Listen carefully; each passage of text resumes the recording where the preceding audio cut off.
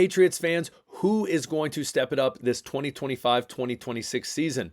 Let's talk about it. My name is Aaron. You guys know on the daily Patriots content, don't miss out. Hit the subscribe button, hit that like button because it means the world to me, and comment below. Good or bad, nice, not nice, I don't care. Comment below. So we're going to jump right into it. An awesome list has just been dropped. Which players are part of the Patriots' future rankings? Now, some of these make total sense. And some of these, for me, point out glaring issues that really going into this year, going into training camp, we're going to realize who the real men are and who are going to step up their game and make this 53-man roster and move on potentially into the future with this rebuild with the Patriots. Now, as we look at this list, a lot of these tried and true make sense, and you're going to agree with me. So first and foremost, number one, Christian Gonzalez, second team All-Pro, absolute dog, snubbed from the Pro Bowl, incredibly frustrating. But Christian Gonzalez, he is going to be a premier cornerback in this league. We've talked about it in the past. All these big-time receivers that he's gone up against, whether it was in the season or even in training camp when the teams came together and had joint training camps, he's had people have sung his praises. So Christian Gonzalez, tried and true. Next up, Drake May, makes total sense. The face of the franchise, the quarterback coming in to help turn around this franchise, coming out of UNC, which oddly enough, you have Bill Belichick going to USC, but obviously that's a side story. Comes up, makes it to the Pro Bowl. Now, a lot of people would say his stats weren't there, but we know he is coming in as the man that is going to help turn this offense around. And then after this, it might start looking like, yes and no, I see this. Milton Williams, yes, you just signed the 26-year-old to a huge deal, just coming off the Super Bowl. Trying to, I don't want to use the word mimic, but what we have talked about before as well is the Philadelphia Eagles defensive line, how dominant they were in the Super Bowl. You know there are massive trends in the NFL. And I feel like moving forward, something you are going to see is teams trying to truly bolster their defensive front. And so with the New England Patriots going to that base four-man front, they're getting Milton Williams. Hopefully they'll have Barmore. And then you have Keon White and Harold Landry on the edge. Hunter Henry, tried and true, trusty, never going to fail you. Hunter Henry coming in at tight end. No surprise. As we move down this list, I want to point out some other ones. Keon White, as we look at the top, and I'm going to skip over a ton. Stephon Diggs, obviously, most likely receiver number one. But again, knee issues towards the end of his career.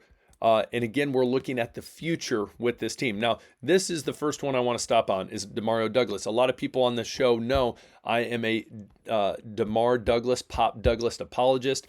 I'm a big fan of him in the slot. I think he has a ton of potential, especially with Josh McDaniels coming in as an offensive coordinator who has had great success with other slots when we look at Edelman, Amendola, Welker, Troy Brown. He has that potential to fit that mold.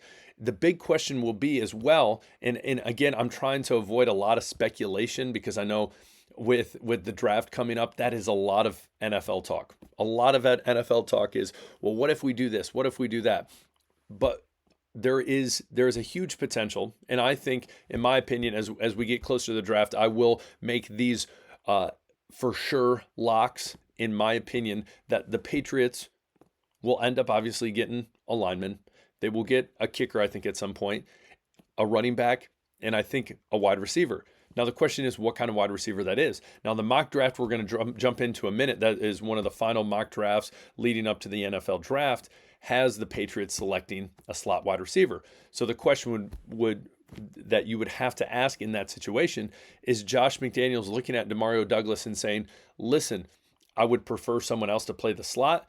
But again, I think he has done incredibly successful with people who have been under the radar slots and he has turned them into great wide receivers coming out of the slot. Now, obviously, you're going to say, Aaron, you're an idiot. They also had Tom Brady. Yes, that's very true. But I still have a ton of hope for Demar Douglas, and I think he should be higher on this list. We move down. Notice we jump to Antonio Gibson. Antonio Gibson is above Ramondre Stevenson on this list. Now, I think the big reason behind that is I think a running back like Antonio Gibson, you look at his career in Washington with the Commies, and he did a good job catching the ball out of the backfield. And I think he a tried and true Josh McDaniels type running back? I'm not going to say yes. I think the Patriots are going to go out and draft someone that Josh McDaniel really likes at running back. We'll jump into that in a minute. But Antonio Gibson, I think, does significantly better catching the ball out of the backfield, and he's very versatile as a running back. I'm not saying Ramondre Stevenson can't do that, but we've seen the past couple years Ramondre Stevenson, granted, yes, he's been behind a horrid offensive line, have struggle in different areas of his game, specifically as well, fumbling. So it is interesting to see Antonio Gibson higher on this list, but I think a big reason would be the fact that I think he can do a better job potentially in a Josh McDaniels defense. You might totally disagree. I still have hope for Ramondre Stevenson. I think he can do well for this franchise, but he is one of those players, as we talked about at the beginning of the episode, is really going to have to step it up moving forward. Harold Landry obviously just signed. Bradbury. Now we go down, and I really want to get to the bottom of this list as we move down. Sorry for those with vertigo. We look at Ramondre Stevenson. Again, one of those guys that really needs to step up his game and say, I deserve to be on this team now and moving forward, especially with the contract that he's on. Antonio Gibson's getting paid less. A rookie coming in would be getting paid less. So Ramondre Stevenson, one of those guys, game needs to step up. Kendrick Bourne, you notice he is higher on this list than other younger wide receivers that we are hoping somewhat pan out. Now, we know he had his knee issues, and Josh McDaniels, as this offensive coordinator, is really going to have to assess what in the world are we going to be able to do with this wide receiver room, and who are we going to have to move around, and we know there will be cuts. So Kendrick Bourne, it is interesting to see him higher on this list. I personally think he would have been lower, but I know there's a lot of people out there that say, Aaron, you give Kendrick Bourne no love on this channel. And that's true. I'm sorry about that.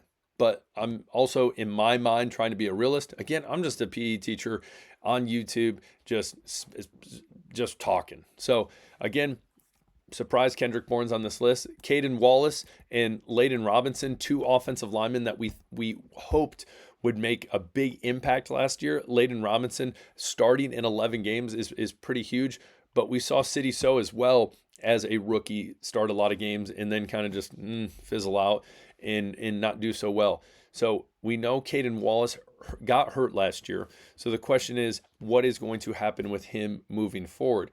We know Morgan Moses there, yes, and then also coming in a left tackle. Most likely, my guess would be Will Campbell. If you had to listen, gun to my head, that's my guess. So then we move to the very bottom of this list. Kayshon Boutte, one of those low wide receivers. Did an episode on him yesterday. If you didn't watch it, go ahead and watch it. Adam Schefter, a lot of people are, oh my gosh, Aaron, you're disrespectful. Blah. Listen, Adam Schefter came out and said the Patriots wouldn't be opposed to this idea. And yes, again, even Adam Schefter, the news right now, a lot of it is speculation because we are going into the draft. Speculating, talking about ideal scenarios for your team. Kayshon Boutte, I think he is very low on this list. And I don't know if that is because the person writing this is saying, listen, I think that though he is on a small contract, though he has that connection, it seems like with Drake May, he is expendable. Sure, that's a possibility. But I think he would be above Kendrick Bourne, in my opinion. We continue to move down. Jabril Peppers is no surprise. Cole Strange is another guy, and we are literally at the bottom three of this list, starting with Cole Strange. Cole Strange, this year, he needs to step up his game. If his game does not step up, he is absolutely gone. He's not getting that fifth-year option. So if he wants a spot on a roster, this needs to be his year. So I'm really hoping he can show out. We'll see. We'll see what happens. That's all I'm going to say before I get people too triggered. Jalen Polk, a guy drafted at 37th overall. A lot of people going into this year thought was going to be a steal. And I have even told you that in that draft class year, it was wide receiver heavy. And in other years, it's very possible he could have been a first round pick. And so him and then the last guy on this list, Javon Baker, are two guys, especially in this wide receiver room, in arguably the worst wide receiver room last year, and a lot of people would say it's still the worst even going into this year, need to step it up. If they want a spot on this roster or on this team in the future, they need to step it up. Plain and simple. So the biggest names we've jumped into today, Jalen Polk, Javon Baker, Pop Douglas, all wide receivers. And then as well, we talked about Cole Strange, Caden Wallace, Layden Robinson. And then as well, we talked about Ramondre Stevenson. So my big question for you guys, on this list, who would you have higher? Who would you have lower? That's the big question I want to ask. Who do you think for the New England Patriots has, in order, has the most likelihood of being there in the future? Comment below. Next, we jump into a mock draft. Now, I think this would be an ideal mock draft for the Patriots. Again, I know there's still Will Campbell haters out there, but Will Campbell coming in at number 4. I'm not going to talk much about that. And then Nick Scorton. And so I like this pick. Edge rush I think the edge will be drafted at some point in this draft. Again, we talked about the dominance of the Philadelphia Eagles. There's a reason they did well in the Super Bowl, and one of the big reasons was that defensive line. So if elite edge rushers, if you can cultivate them, that is huge. In his 1 year at Texas A&M, he had 5 sacks, 12 games. Very versatile, incredibly great pass rusher. Whether you think the SEC is watered down or not, he did a great job. So some drafts have had him in the later first round. So this is a possibility to be slipping at 38. So we will see, but I don't think that's a bad pick. Another pick, we got Jalen Noel, a person who has met with the Patriots multiple times and even had a top 30 visit. Now, this is the guy I was talking about earlier when we were talking about Pop Douglas. If he was taken at 69th overall and brought in, he primarily has played slot at Iowa State for the Cyclones, but it can bump out, is versatile in that aspect, has incredible speed. So is this the type of guy that, again, Josh McDaniels would say, I could do a lot with this guy? I think him and Drake May can have a good connection. Again, I think it is a huge possibility. Not a huge possibility. I almost want to say, yes, it will happen. The Patriots will draft a wide receiver. But the big question is what type of wide receiver that will be. Is that going to be more of a tried and true X? Is that going to be a slot? Is that going to be someone who can move all over the place? McMillan, again, is that wide receiver in this draft that has the build of an X wide receiver, a number 1 wide receiver, but can do it all. And so what is Josh McDaniels in this organization going to want? But I do like Noel here. I don't think that's a bad pick. And then we talked about running back. Dylan Sampson out of Tennessee. If it wasn't for Ashton Genty, Dylan Sampson, you go look at his stats at Tennessee. He had a phenomenal career in this past year, helping lead the Tennessee Vols to a playoff berth in the 12-team playoff. He did great, and he can do it all in the backfield, out of the backfield. And we know right now Terrell Jennings is dubbed the number 3, but I do not think that is going to happen. I think it's either a possibility he gets bumped to the practice squad, if not cut. Dylan Sampson is someone on there, as well as R.G. Harvey that we've talked about.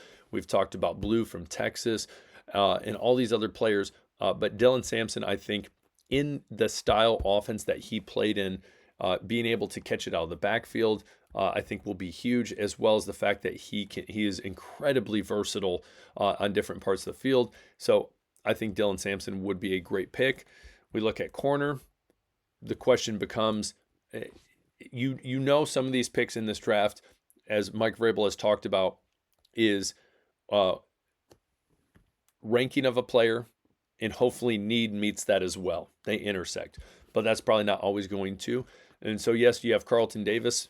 Last year, you got Dell out of South Carolina. The question is, hey, we bring someone else in that we think has a potential to be a great backup. Who knows? So Jacob Parrish out of Kansas State, not bad at all. Then we look at tight end. I think if a tight end is taken, it is showing a move on from Jaheim Bell and saying, hey, I want more of a typical current tight end in the NFL that is able to spread out wide at each position, and is incredibly versatile. I know I've said that about Jaheim Bell, but Jaheim Bell is more comfortable in that Y H-back, has even played fullback when he was at Florida State. So I think that Mitchell Evans would be more of your traditional, but as well more contemporary, versatile tight end that can play any of the wide receivers as well as that Y position, obviously H position as well. So again, I think that that's a good pick. Then you look at linebacker, sweet name, gotta go with it. out of Cal, I think I actually drafted him in one of my mock drafts, but great in coverage, able to stop the run is what you need out of a linebacker, and we need some more depth at that position. I don't think this next pick, I don't think the Patriots are going to draft a quarterback in this draft. I think it's more likely they wait till to sign someone that is undrafted. I could be wrong. Again, it all goes onto their list. And then last but not least, as I said, a kicker. This is Fitzgerald. He did great the year the Florida State made the playoff. Didn't make the playoff, went undefeated, and then got absolutely rocked by Georgia. And so I don't think that's a bad pick. I do like Ben Sauls better, or Borgalis from Miami, but we will see moving forward. So comment below. Tell me what you guys think about any of those picks, any of the things we talked about when it comes to future Patriots moving forward. The draft is coming up. Don't miss it out. I plan on going live. I will probably put that thumbnail out soon, so you can just hit that notification so it will remind you, and we can hang out for the first round of the draft. It will be great. So don't miss out. And if you have not already, look down below, look wherever the heck that little circle is, hit that subscribe button, hit the like button if you haven't already, and comment below. I appreciate every single one of you. We'll talk later. Peace.